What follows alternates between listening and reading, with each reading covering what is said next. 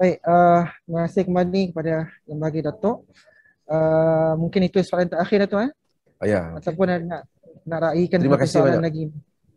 Okey, itu Last mungkin soalan satu terakhir. last. Ya. Okey, soalannya agak spesifik ni tentang bolehkah kita rumuskan tentang aliran tarekat dan sufi yang diijazahkan sedikit-sedikit pengaruh Qadariyah atau kalangan konservatif ini ialah perjalanan ke belakang. Sedangkan Za'ba dengan Profesor Syed Naqib Alatas antara pembaharu abad ke-20-21.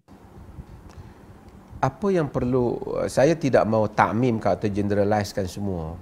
Bagi kadang-kadang dalam satu ajaran itu ada part dia yang betul. Kita yang part yang betul kita tak ada masalah. Cumanya yang menimbulkan masalah ialah apabila sesuatu ajaran itu dia Islam ni ialah Allah and Rasul centric. Islam ni Allah dan Rasul. Dia mengangkat Allah dan Rasul, dan ajaran Allah dan Rasul ialah ajaran yang semuanya mempunyai, seperti mana kata Al-Imam Ibn Qayyim, syariah ini kesemuanya maslahah, kesemuanya kebaikan. Apa saja yang keluar daripada kebaikan kepada kerosakan, apa saja yang keluar daripada kebijaksanaan kepada kebodohan, apa yang sejual daripada keadilan kepada kezaliman, ia bukan syariat agama. Jadi itu, dan ajaran Allah dan Rasul demikian. Tapi kalau kita mengikuti satu ajaran, awal-awal lagi kempen dia kepada peribadi manusia. Guru ni tengok kita tembus hati, tengok tu boleh tahu ini, boleh berjalan atas air, hanya ambil ijazah daripada dia, tok guru ni ada keajaiban. Dia telah berpindah daripada mendekatkan diri kepada Allah. Walaupun dia guna nama Allah, dia orang gunakan. Ini disebut oleh Ibnu Jauzi sebagai talbisul iblis, talbis iblis. Jadi dia guna nama Allah, tapi kalau kita tengok kesimpulan daripada ajaran yang dia bagi itu bukan naikkan Allah dan Rasul, naikkan diri dia lah, naikkan guru dia. Akhirnya orang dengar tu bukan orang dengar, dia mungkin cakap pasal derma, tapi derma tu yang dia cakap derma untuk dia. Macam tu juga ayat-ayat derma. Dia cakap tentang hormat ulama, tapi ulama yang dia masukkan dia dan kawan-kawan dia. Bukan dalam konsep yang luar. Dia cakap tentang ilmu, ilmu yang dia cakap ilmu dia, bukan ilmu yang dalam erti kata yang mana ilmu yang begitu luas. Artinya bagaimana manipulasi boleh dilakukan terhadap nas-nas agama. Sebab itu saya katakan bahawasanya kita ini ajaran-ajaran apa pun senang je kita nak tanya. Macam mana Islam pada zaman Nabi? Adakah Islam macam? Saya ada majlis tokoh agama daripada Indonesia datang ke Malaysia, buat majlis, siapa salam dengan dia macam salam dengan Nabi. Sebab man safahani, Nabi kata man safahani dakhala jannah, man safahani ila akhir, siapa salamku masuk syurga. Dia pasti suruh lah. Tapi dia baca, kenapa? Kerana dia nak buat majlis di masjid tu, pakatlah bangun salam dengan dia. Kerana tangan dia ni pernah salam untuk guru dia, tangan tok guru dia pernah salam untuk guru dia, tok guru dia sampai ke Nabi, siapa yang salam masuk syurga. Kalau kita fikir logik sikit ke depan, berapa banyak kali Abu Bakar dengan Omar salam dengan Nabi, Osman dan Ali, Anas dan seumpamanya. Ada mereka buat majlis dalam masjid, panggil wilayah-wilayah yang mereka pergi, mari salam dengan aku, supaya dapat salam aku dapat masuk syurga.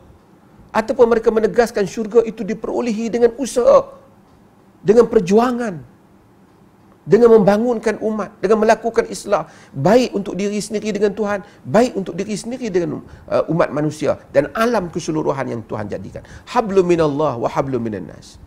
Tapi mereka ini buat shortcut. Yang ini yang Muhammad Qutub sebut. Ini adalah dua perkara yang memundurkan, iaitu sufi yang melampau. Bukan salah ajaran kerohanian itu, tapi ghulat yang mana bukan balik mengagungkan Allah. Ini saya setukar dengan apa yang Hamzah Yusuf kata. Sufi hari ini lebih banyak pada jampi, dancing, untuk menari-nari, kemudian pemujaan kepada syekh mereka. Mana lagi sufi yang bermaksud menjadikan kita seperti Hasan al-Basri? Dia tak pernah claim dia sufi. Mana sufi yang seperti mana kalau benar nak ikut ulama-ulama yang mana salih, tapi akhirnya semuanya balik kepada guru masing-masing. Tarikatnya, kelebihannya, kemudian produknya. Sehingga zikir pun kena tulis nama dia. Dan barang-barang dia pun ditulis nama tertentu. Sebab itu saya menyeru kepada kita semua, jangan kita memperbodohkan diri dalam hal ini. Agama ini akhirnya kita cari redha siapa? Redha guru kita atau redha Allah dan Rasul. Ramai orang mengajar, supaya kalau kita tengok orang tu mengajar, dia punya ending pada cerita dia mentazimkan dirinya, dia bukan. Ta'zimkan tu mesti dia tak kata saya hebat. Boleh tapi kena ambil melalui saya. Boleh kena ambil melalui sanad saya. Boleh tak, semuanya balik. Cara dah. Dan ini jadi trend kepada golongan, termasuk anak-anak muda yang nak jadi ustaz. Dia jadi trend macam mana cara nak berjalan. Baru muda-muda lagi dah pegang tongkat. Sebab saya bukan kata saya anti orang datang ada serban. Tapi kalau kita gambarkan golongan agama itu berjalan pakai jubah, serban letak di bau. Nabi pakai serban, betul. Nabi ada semua burdah. Tapi Nabi juga pakai baju besi dalam peperangan. Kalau kita gambarkan semua golongan agama tu sifat dia pakai kasut, pakai tongkat semua. Berapa puluh tongkat, ratus tongkat terpaksa parking di masjid Nabi. Masa semayang, mesti dilaporkan. Kan? Kemudian Nabi berjalan macam tu. Satu masyarakat yang pasif. Masyarakat yang tak aktif. Kalau semua, Nabi tu ada masa dia pakai burdah, ada masa dia pakai baju besi, ada masa orang bagi baju tu dia pakai, ada masa orang bagi kaisak dia pakai, ada macam-macam baju Yaman dia pakai, baju Rom dia pakai, pasal Rom negara Kristian.